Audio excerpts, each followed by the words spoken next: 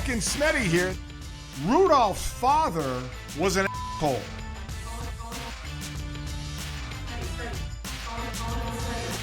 Welcome to Golic and Smetty. I'm Jessica Smetana. He's Mike Golic. And happy holidays, everyone. Here are some of the best moments of our podcast from the last year. Hope you enjoy. They're really good. So, and then for you, a lot of talk this year going into how that backfield was split between you still obviously being the man and Tony Pollard getting more time as well. We see it more and more. I'm sure you've seen it through the years, just now your seventh year in the league, of how teams are kind of going to that two-back system. And I know players want to play, players want to be out on the field, but your thought on how it's kind of evolving into that now with the two backs. I think Tony, he's a great player, and I think he's earned the right to be on the field. And I think, as a football team, you gotta get your best players on the field. And I think he's a guy that he needs touches. Just how explosive he is, and every time he touches the ball, it's just you gotta hold your breath. Or the other team has to hold their breath, because he can take it the distance anytime. Is there a thing like for me, it was the D line, and we'd certainly have a rotation system when I was on the D line between 5-6 guys. For a running back, is it, you get that hot hand and you want to stay in the game to kind of keep it going and then it gets switched up at times?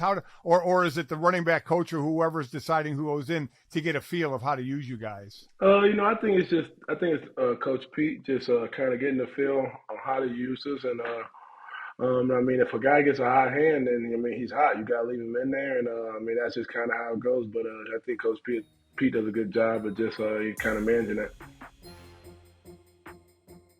All right, so Trey, let's jump into this year where you are. Listen, from your career and then dealing obviously with cancer the way you did and coming back from that. I know you've talked about it time and time again, but just that trip to where you are right now. Yeah, it's been an absolute whirlwind, and it definitely took me a while to get to this point and like how I've been feeling this year. 2019, I had a career year and was really on top of the world. And then a year after that, I was diagnosed with cancer in spring training and had to undergo 6 months of chemotherapy, missed the whole year. And I came back last year very quickly for what I went through. I didn't have a ton of time to prepare from the end of chemo till the season, almost more so mentally than physically.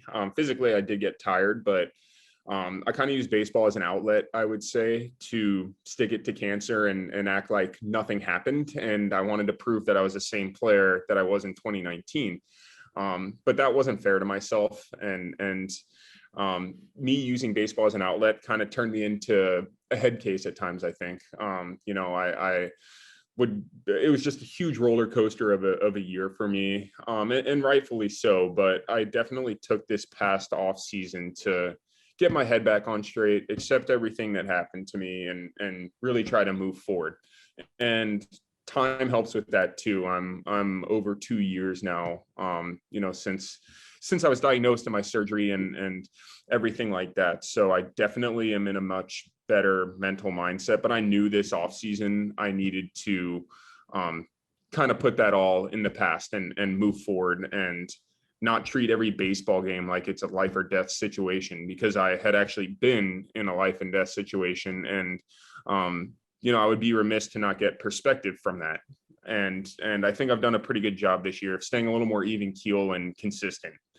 So that's something that I'm proud of that I've been doing this year much better. So you were called up to the Orioles in 2016 and had several years with the team before the cancer diagnosis and then before coming back. So now you've been in the majors for a while and your team is pretty young. How have you kind of found yourself in maybe a changing role with the team? Do you feel like you have more kind of experience and perspective than some of the younger players? And does that change at all the way that you interact with some of the younger players? Yeah, definitely. So I was actually kind of thrown into that role even like 3 years ago, even though I was still kind of a younger guy compared to the league average age. But now I'm 30. So with a 3 in front of your age, you're legit. You're a legit vet at that point. So I've definitely bought into that role. I try to help all these guys, because we've had a lot of guys make their debut this year. So I want to make them feel comfortable, and because it can be intimidating when you get promoted to the majors, you're playing in front of 40 something thousand people. But it's really exciting to see a lot of these guys come up, make their debuts, and they're all doing a great job too. So, you know, I'm happy to help them in whatever way I can. Even, you know, the retirement plan that the MLB has, a lot of guys will ask me what they should do, 401k and stuff. You know, I'm pretty well versed in all that. So I try to help them out in every facet of the game. Yeah, just so you know, in 6 months, I'll have a 6 in front of my name. Oh, yeah. That's a great milestone. Yeah, whatever. And I would not trust you with 401k advice either. Yeah. Actually, I've got a lot of experience at 401k, a lot building up for sure. So along those lines, Trey, how has the game changed? As you say, you have a 3 in front of your age right now. You guys just went through, you know, the work thing you went through. I've been through one of those as well. How has the game in your mind from when you got in to now, and now you're one of the vet, changed over these years? I think the pitching's gotten even that much better since I made my debut. There's so much more information readily available to everybody. And teams know how to attack you. They know how to attack your weaknesses. So you have to stay disciplined and make adjustments. And, you know, these pitchers, they don't let up. They're throwing a lot more fastballs high in the zone, which are hard to catch up to. So you want to try to lay off that, and their breaking stuff is really nasty too. So I'd say overall, I've noticed the pitching has gotten better, and I'd say like the league has gotten faster too. You know, if you hit a ball to the outfield, you better crush it and smoke it, because these guys track everything down too. So the league's gotten really athletic, and the pitching gotten really good. That's a good thing to bring up, because you have 6 home runs, and I know you'd like a lot more. So saying the pitching is a lot better is a good way to handle that, right? It's been, the power's been kind of hard to come by this year. The ball's a little interesting. I'll say that. Ball's been a little interesting, and then they moved our wall back at Camden, so that hasn't been a help either. So Trey, I always wonder, listen, I talked about this for a couple of decades doing a show, when there are home runs hit or not home runs hit in the ball. I mean, can you explain that a little bit when you make that reference about the ball? Because you know what the league says, and then players say different things of just how you can tell a difference. Yeah, I can't speak on the ball itself, but they've put humidors in every single park now. So the humidor, the balls have to be stored in there for 2 weeks before they're used, and it lessens the drag on them when you hit a fly ball. So I've noticed on balls that I hit to the opposite field, they're fading and dying rather than going over the fence. Because in the past, my power has mostly been to the opposite field, actually. Right. And this year, all my home runs are pooled. So what I've noticed is, you know, the humidors, for whatever reason, I don't know if it's the way the ball spins when you hit it the opposite way, but it just kind of dies and hangs up in the air a little bit long. So it's been a little strange, but at the same time, you got to make adjustments. You know, it is what it is. You can't sit and complain about it all year, and you know, you have to make adjustments, and whether that's trying to hit more line drives, I don't know what it is, but yeah, there's things you can do to combat it. Can I just ask, who the hell thinks of a humidor?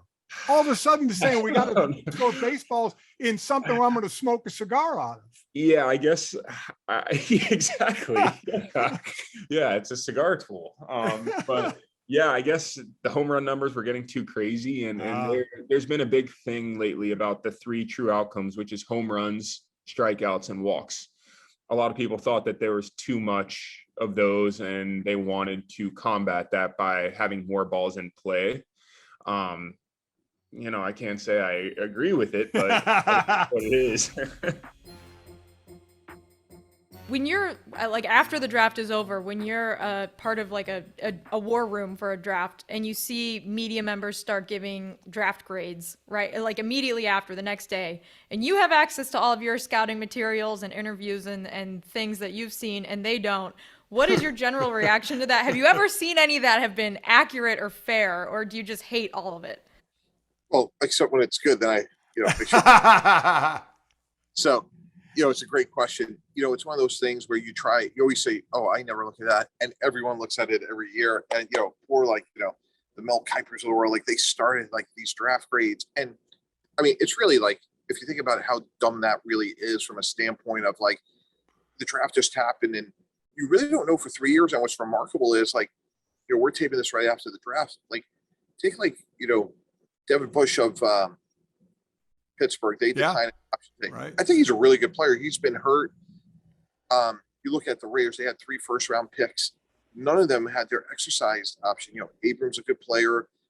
Josh Jacobs, Farrell certainly hasn't worked out. But point being is like here we are 3 years later, and there's still massive question marks. So how in the world are we going to know what they're like 24 hours after the draft?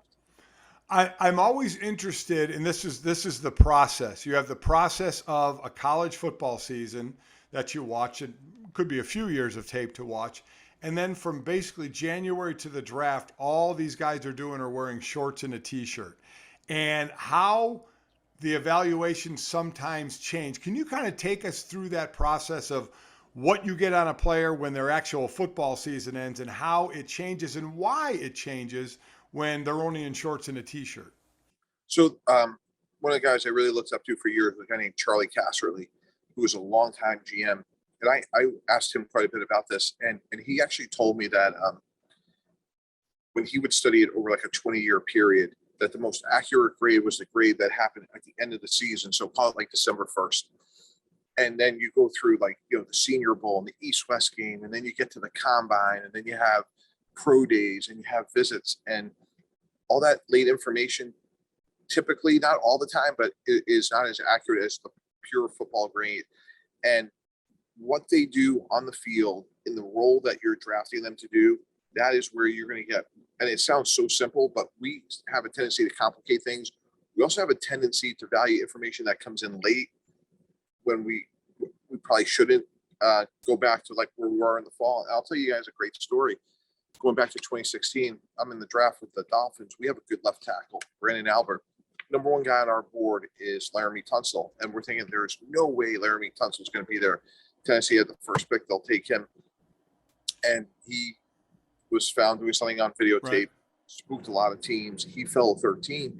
And we fell back on our reports from like September. Like he was great with his mom, great teammate, academic support people liked him, trainers liked him.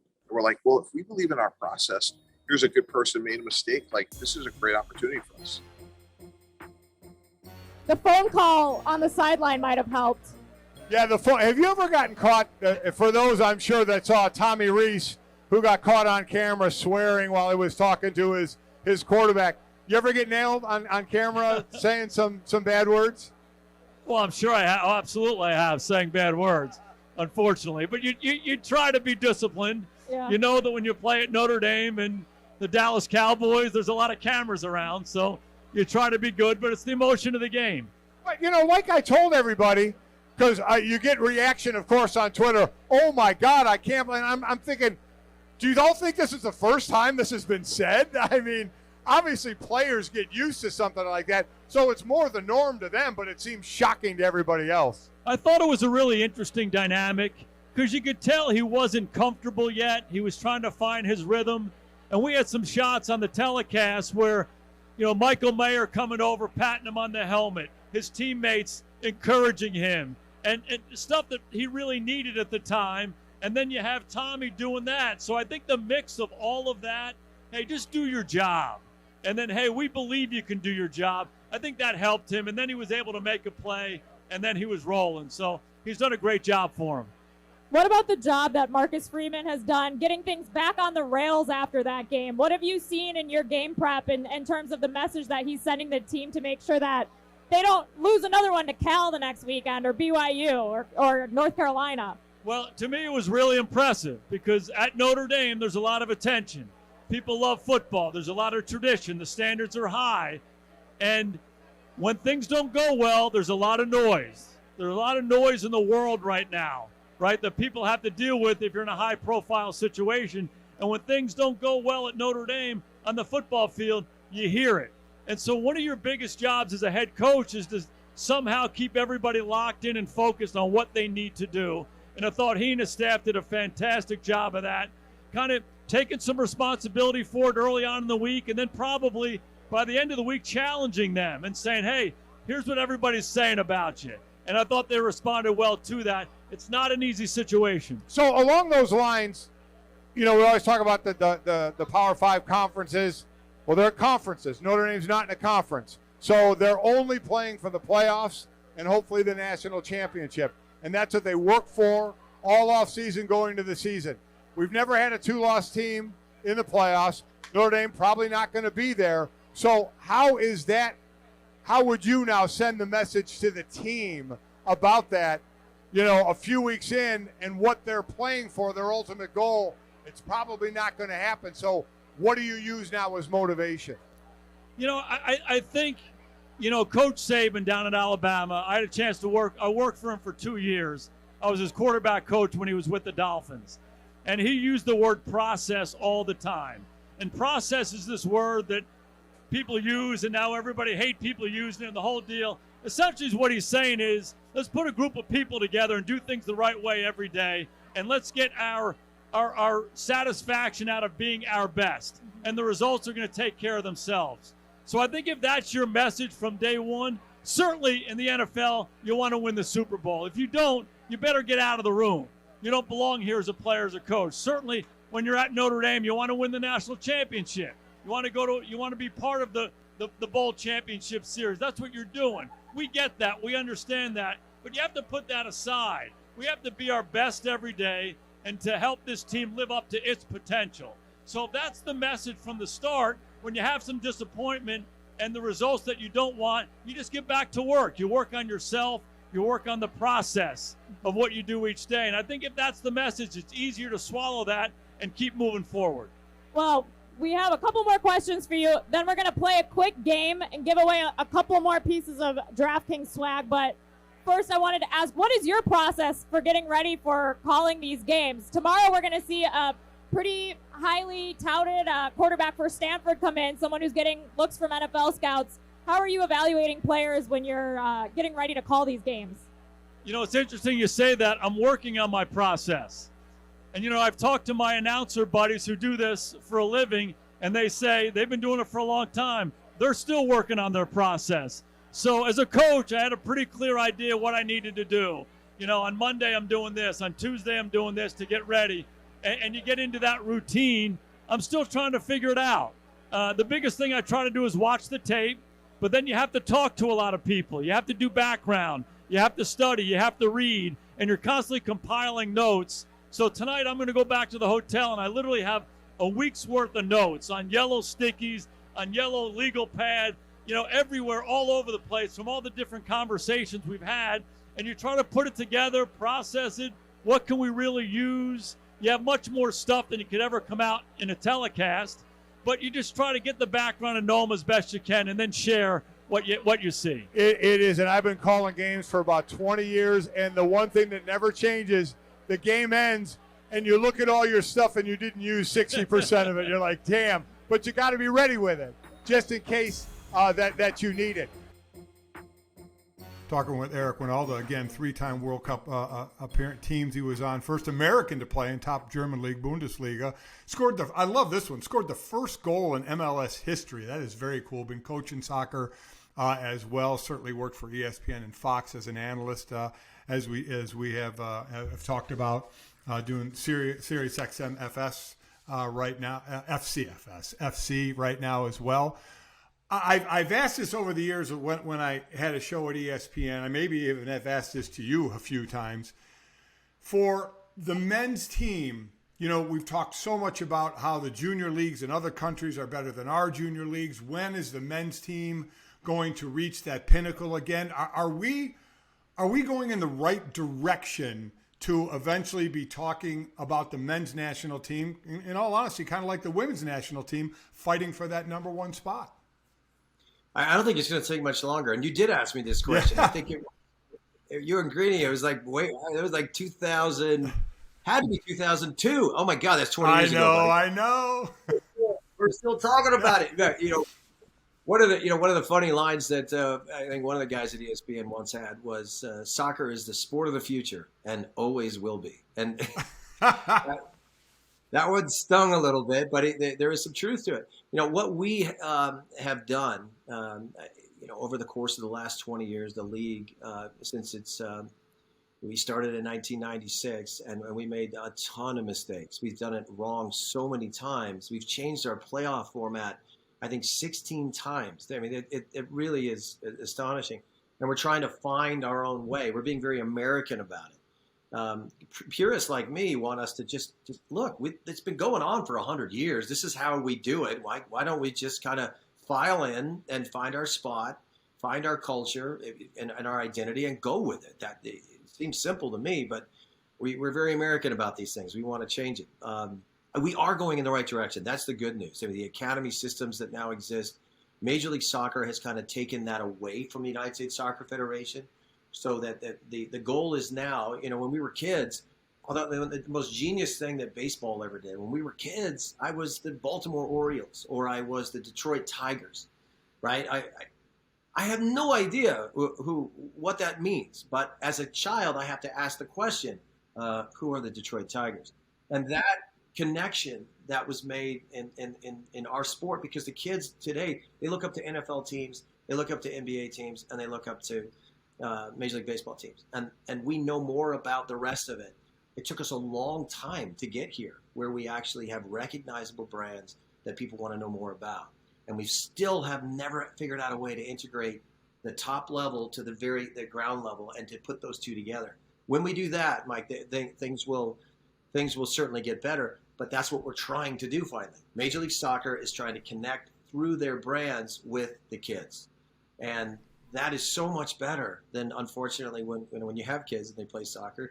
What do? We say, well, why don't you guys name yourselves? We're the Bee Stingers. Okay, great. We're the Bee Stingers. And that's where we lose it. That's changed. We're going to see a big change over the next 5 to 10 years where our young kids have an immediate connection to the brands that represent Major League Soccer. And I think it's genius. So we'll see. But in 4 years' time, we will be a force. I truly believe that. That's an interesting point. So when I was growing up, I was on the Chicago Fire's first ever youth soccer team in like 2004, 2005.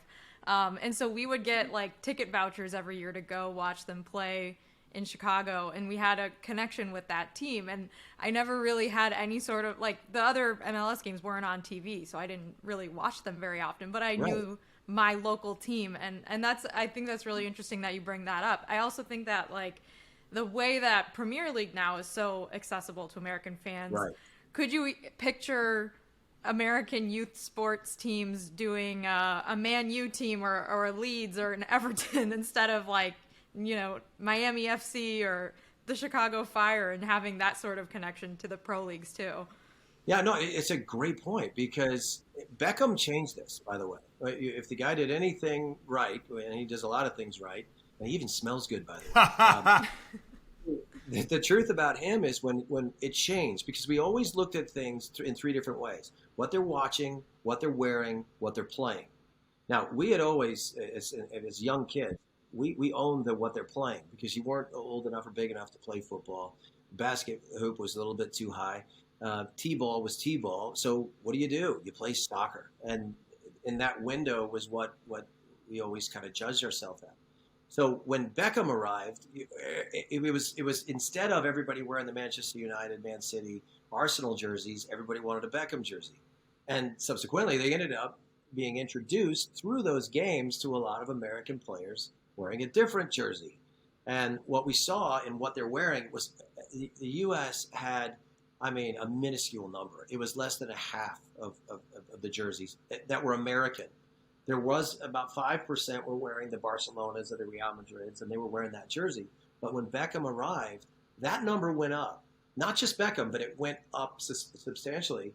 And it was something that I think the business side of this took a good look at and said, "All right, how do we expand on this?" And that's why we see the Zlatan Ibrahimovic has come to America. That's why we see Vela. That's why we always see a guy that they get criticized for this, that's a little too old to play in one of the top leagues, but he's still a big name, and he's going to get a lot of eyeballs, and he's an entertainer. Those guys sell shirts.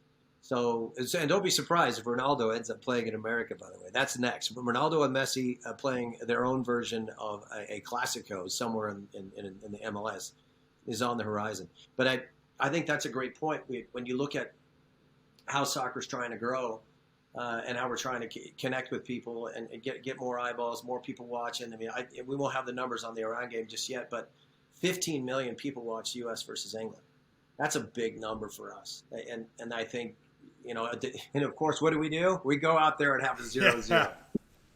It's like everything that you don't want happened, and then we celebrate it. Yeah. So it's just, it would have been so much more fun if it would have been 3-2. And damn, we could have lost that game, but at least we would have caught the attention of a lot of people. So soccer is growing, guys. And I hate that saying that soccer will always be the game of the future, but I think we're finally finding our future, which is good news. I think for me, it's easier to root for individuals in this World Series. Like, I want Bryce Harper to get a ring. I love Kyle Schwarber. I mean, he already has one, but I'm a Cubs fan, so I root for his continued success too. I'm with you. Like, maybe there's some other players that you are happy for, and you don't go for either team logo. Yeah, like I love Kyle Schwarber too as a Red Sox guy. I mean, he was only in Boston for half a season and he's already a legend there. But then on the other side of things, Dusty Baker getting a ring. I think he's 73 years old. Especially after things went in the 2002 World Series, Giants Angels. It would be really cool to see Dusty get his moment in the sun. But yeah, there are definitely ways to have a rooting interest without necessarily rooting for a team. There's definitely big, like Dusty Baker getting a ring and Bryce Harper getting a ring. Those are two big baseball events. Jared, you also have to remember, again, with Philly fans, that's where I spent 6 of my 9 years in the NFL, and they threw snowballs at Santa Claus. So, I mean, it's just, yeah.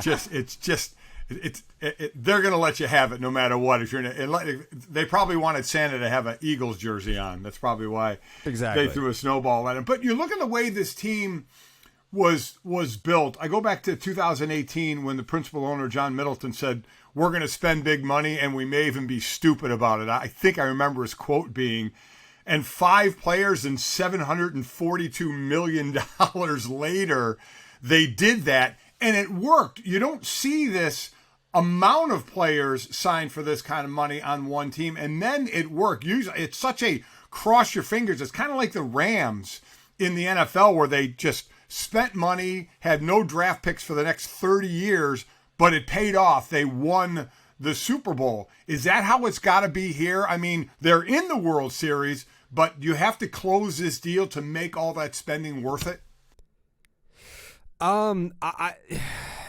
Yes and no. I don't think that they have to do it right now. Like, I think that their window is it's going to be open for a little bit. Like, this is not a win this year, all in this year type Philadelphia Phillies team. That's Dave Dombrowski's MO. Dave Dombrowski is a guy that goes out and he's happy to spend his owner's money.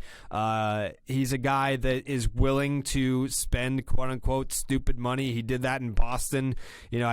I think David Price was going to the Cardinals for like 180, and he ended up in Boston for 217. So he'll go way over asking to make sure that he gets his guy. He's great at identifying talent, which makes me terrified as a Red Sox fan, knowing that the Phillies might go after Xander Bogaerts this winter. And if it's not Bogaerts, there's plenty of other shortstops that are going to be on the market, from Dansby Swanson and Trey Turner and Carlos Correa. Like, the Phillies are not done. So even I think I looked at what the Dodgers did. They won the World Series in 2020, and then they went out and they spent the money on Trevor Bauer. That didn't work, but they were aggressive in spending money on him. Then they went out and, they do what they had to do to continue to win. They're not just going to rest on we won, so that's it. And that's kind of I think we're going to see from the Phillies. Whether or not they win a World Series this October, I still think that they're going to be super aggressive in free agency to continue to extend that window. I mean, with Bryce Harper, he showed up day one. He said, I want a 13-year deal with no opt-outs. Like, I identified this place, this market, this team, and I want to be here, and I don't want there to be any chatter of, oh, he wants out or he's going to opt out at some point. But they've built a nice little core that they can continue to supplement through aggressive spending. And I totally – you don't hire Dave Dombrowski to trim your payroll. You hire Dave Dombrowski to spend a ton of money, and that's where he is right now. How great is it to spend other people's money? I mean, it's got to be awesome. The best. Yeah. It's why I want your family to adopt me, Mike. Ask my daughter about that one. John Middleton also told Bryce Harper that he thinks he underpaid him. Bryce Harper's on a $330 million contract. Is that a true or false statement? I mean, that's true. Like, you could so there's the website Fangraphs. You can look at Fangraphs, and they'll take like wins above replacement, and they have a way to calculate it like over to dollar amounts. And you look at the season that Aaron Judge just had, and it was worth $93 million. So you want to tell me that a dude like Bryce Harper puts up MVP caliber offensive numbers? He couldn't play defense this year because of the ligament tear. But there's a dude that puts up MVP caliber offensive production, and then he wins the NLCS MVP. Not just winning the MVP, but hitting the home run that sends you to the World Series. If you were to take the money and be like, all right, what is this worth to me? Getting like a player putting the team on his back and getting us to a World Series. Bryce Harper's underpaid. God, and hit that home run. Isn't that what we all did as kids, man, in the backyard? I mean, and he got to live that. That's just such a cool thing. How much has that vantage point already changed for you, though, being in the headman position now, where you go from being in that defensive meeting room every day, getting to be at the head of that room? Have you already seen a shift in how you've had to kind of tailor that experience going through spring and summer? Yeah, you have to pull back a little bit, right? You don't have the time to be the defensive coordinator, right? You can't give the kids the best possible chance to have success if you're the head coach and you want to try to be the defense coordinator. You can't do that. You have to lean on your staff. But I still want to make sure I take care of the player, right? That's kind of what I've done, is pulled back and said, okay, how do you make sure your players are set to have success? Players come to Notre Dame to win national championships. They come to Notre Dame to be a national champion. They also come to Notre Dame to get their degree. And so I want to help them. They also come to Notre Dame to be first-round picks, right? That's why they do it. So I want to help them reach those goals, right? I want to make sure I'm doing everything in my power to put this football program in a position where it can win every game it plays. But ultimately, it's still about the players. It's about helping them reach their goals. So I'm interested, though, pulling back, which I get, being a head coach, you have to. But, I mean, you were used to being every day in that room. I mean, you biting a hole through your lip at all? And I don't mean watching another coach. Al's a hell of a coach. Al Golden, your new D coordinator.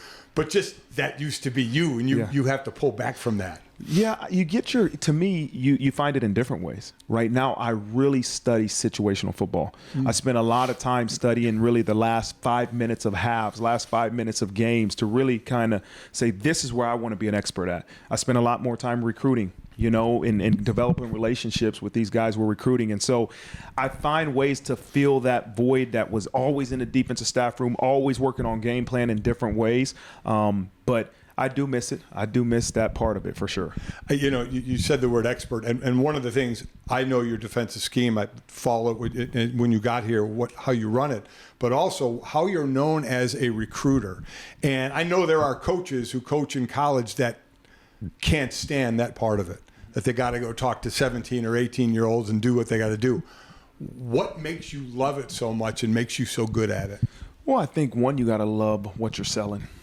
I believe we're selling young people something that nowhere else in the country you can get.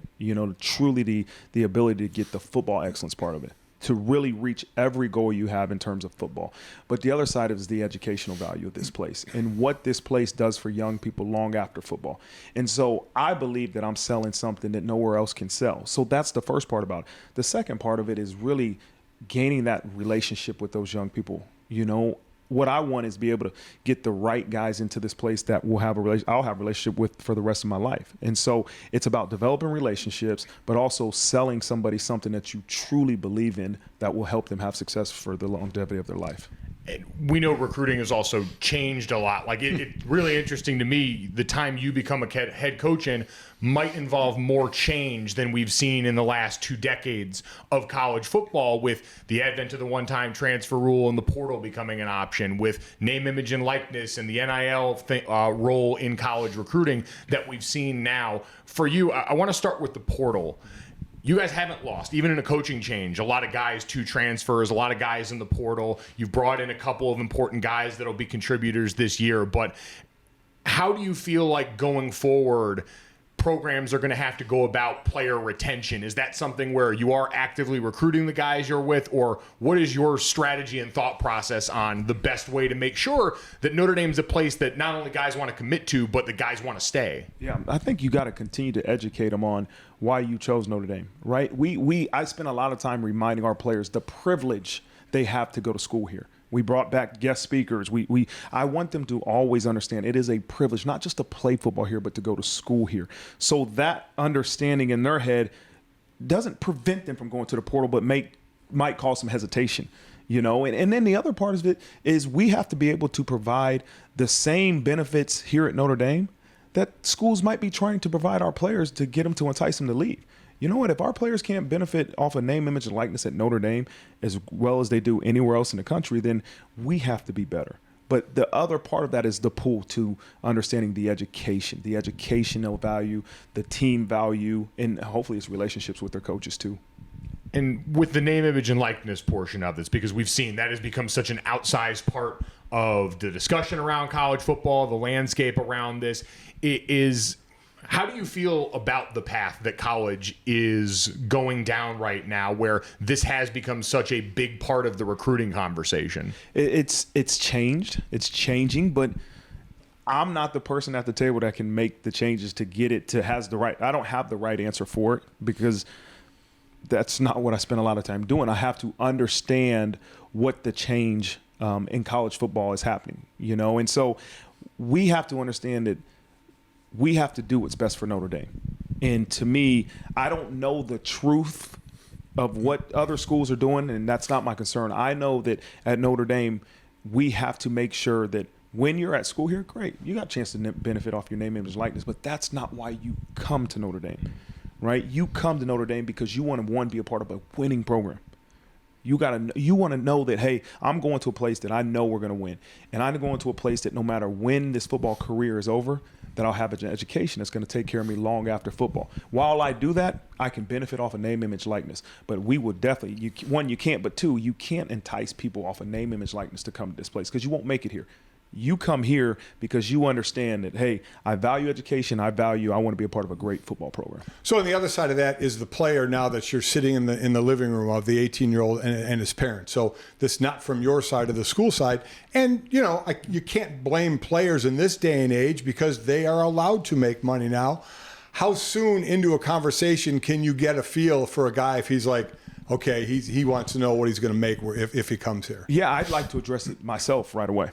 Okay. You know, that's a part of the conversations when I sit down with these young people and say, hey, here's the benefits of name, image, and likeness at Notre Dame. We have a presentation. Jack Swarbrick has an unbelievable presentation on the Notre Dame way of name, image, and likeness. But also I like to bring it up just so right away there is no confusion on how we do things. You don't need to bring up how much money are you guys offering. We don't do that, and we don't discuss that. Here's how we do things at Notre Dame. Is this something that you want to be a part of?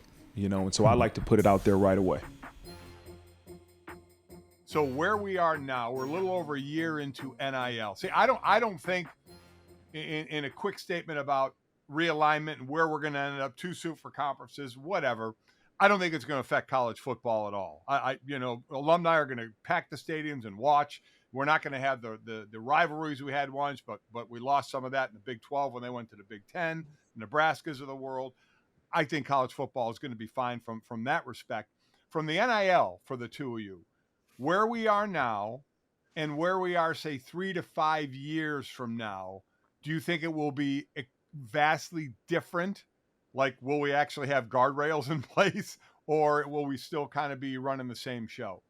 I don't know if we'll have guardrails actively put in place so much as we'll have them reactively put in place by market correction. Does that make sense? Yes. Yeah, I think you're going to get. I think there will be a series of peaks and valleys. There will be an occasional boom and bust on the value of NIL. Yeah. I think you've already seen unusual things like Quinn Ewers getting really good NIL money, and then transferring and then keeping it, which is everybody who. Which, hey, that's business. That's business. That's going to happen. You're watching a little business ecosystem operate in a. It's really interesting because it is so divorced from so much of the outside world. You're basically watching it operate, a market ecosystem operate in a terrarium here, which is fascinating. Yeah, and I think you'll also get some schools that started slow coming back with a vengeance. I think you'll get schools that maybe fell behind. You'll get schools that'll flame out on their first iteration too, and then build carefully on the second one. You'll get schools that'll never get it right. Yeah, like I think you see schools like Miami who they've been very proactive and very aggressive with how they've built their NIL structure. Consequently, that's weird. I've barely heard anything about that. Yeah. Have you? Anything? No? Wait, I will tell you all about it, Justin. You have a minute. Let me tell you about the influx of Miami. Justin, did you find the influx of Miami readers and consumers a difficult adjustment when you joined Meadowlark? Because it's still kind of catching me off my back foot. They know not to talk to me or interact with me, Holly. Okay, good. They're smart. But yeah, I think you'll see schools that got a quick start like Miami. Yeah. Encounter the natural limitations of their market. Like Miami's not like they don't have that much it's not money. A large school. They don't. Yeah. I think they got very organized very quickly and they got a head start that can carry them for a while. But I think you'll see bigger schools that have a wider alumni base and more cash start to catch up to that. Like I think Michigan's a great example because Michigan, allegedly a little behind in NIL money. Michigan has all the money in the world. We know that because we run a fundraiser. And we catch a pretty slim margin, a pretty niche margin of Michigan fans, and they dominate. When they figure out NIL, they're going to be a force, keep giving us money, though. Michigan yeah, keep giving us money. Yeah, like keep signing us to NIL deals for charity. Yeah. But I think you'll see some catch up. I also think you'll see this. I think, hopefully the dialogue that we have about this focuses less and less on NIL because we're going to get a couple of court cases where I know amateurism is going to lose. Amateurism's had its ass handed to them every time they've gone to court. It is not an official case. It is merely a commentary, and it's not legal precedent. But when you have the most conservative Supreme Court in recent human memory come down and say your business model is exploitative and has no merit in the marketplace as a fair exchange of goods and services. You made Brett Kavanaugh have a good point. Yeah, don't do that. What are you doing? Yeah, that's bad. Yeah, like when they don't buy it, then it's dead. So when that comes down, we'll have to see what kind of pressure is exerted by things that are going to make NIL look relatively paltry. It's going to look like everything else. Like Too Long Didn't Read. It's going to look like everything else, and that you will ultimately have money in the form of something like a salary, and then you'll have endorsements on top of that. In other words, just like every other athlete. Right. I like the endorsement now by Hooters. I think they've signed 51 offensive linemen. One of them was from Vanderbilt. I mean, how the amount of wings that will be eaten is going to be just absolutely awesome. So last thing for me, and Holly, this is more to you. Now, going to Tennessee, I called the Tennessee game last year, and when I was there, I got a gift for my daughter and her now husband. It was before the wedding, for them to use at the wedding. I went to the Smoky Mountain Knife Works in Pigeon Forge, the largest knife store in the world, and I got her a sword. Her and her husband cut the cake with a sword I bought from that store. You're basically a full cast member now. You know this, right? The amount of time that we have spent talking about Pigeon Forge knife establishments. Oh, it's phenomenal. Well done. Yeah. Well done. Flawless. The only team in America that I will say 100% does everything the right way in terms of marketing, playbook, presentation, and attitude is Coastal Carolina. That's the way everybody should do everything. Mm-hmm. They should 100% in terms of the football product. All right. I've said that right now, but watch, it'll turn out that like Coastal Carolina is in fact just a front for money laundering and like. No, that would be Right? that's totally in keeping with their brand. That's a different How do you kind of- launder a jet ski? It's That's too a- big. You have to launder cash. It's smaller. It's cool. I don't want to put it on air, Oh but wait, you can can do I it. can I drop a quote here real quick that I think Yeah. sums up this experience beautifully? I got a text from a Clemson professor during a nationally I guess it must have been the BYU game because how many national coastal Yeah. games did we have last year? And he said, he had been watching a shot of the student section and he was like, do they hand out belly button piercings with diplomas at Coastal? And I said, yes.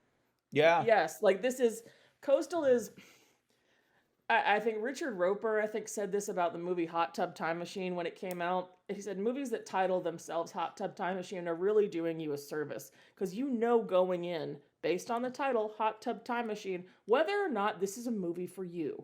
Coastal Carolina makes it very apparent right out front whether or not this is a team you're going to vibe with. Yeah. Also, There are no mysteries here, and I find that refreshing. Yeah. So in other words, yeah. In addition to everything else about the Sun Belt that's awesome, they have the best newcomer coming in, who I know is going to be good in a couple of years, and they have the best thing going in Coastal Carolina. Best ticket in college sports right now, Coastal Carolina game. Hey, and Watch if they more have been, Sunbelt. and if they have been laundering money for years, more power to them. They've been getting away with it. So what the hell? I mean, the coast is right there. All It's crime- not called inland Carolina. It's All coast. crime you is know? legal. Oh, guys, Holly and Spencer, this has been fantastic. We really appreciate your time. It's fun to talk college football and other things as well, like weddings on swords. That was That's a great just way have to launder money, by the way. Let me tell you, Swords? that Yeah. was a phenomenal shop. I Now, can't even did call you it a also shop. go to China Knife Bazaar? Because there's a competing store. I did not. I went to that one. Holly, it took me long enough to walk through that thing. Fair enough, I ended yeah. up getting a katana sword, but there were so many different That's ones what to it does. look at. I mean, I took all my time in that one, so that it wasn't sword store shopping. It was one store, and I'm going to do everything in there. But my God, it was impressive, and I mean, it was packed. And they say it's always packed like that. It is for those of you looking to repeat this feat. Smoky Mountain Knife Works is where you want to go for more of a wedding present vibe. If you're buying throwing stars for your nephew, you want China Knife Bazaar in Gatlinburg. It's more of like a Spencer Gifts knife store vibe. I will say this, we're both from the state. I think the authentic experience of going to Tennessee is welcome to Tennessee. Here's a knife for your child and some taffy. Yeah. That's a very Well, no, that's it. That works. I was born and raised about 45 minutes from Smoky Mountain Knife Works, so I can say with hand on heart that you executed that flawlessly. Well done.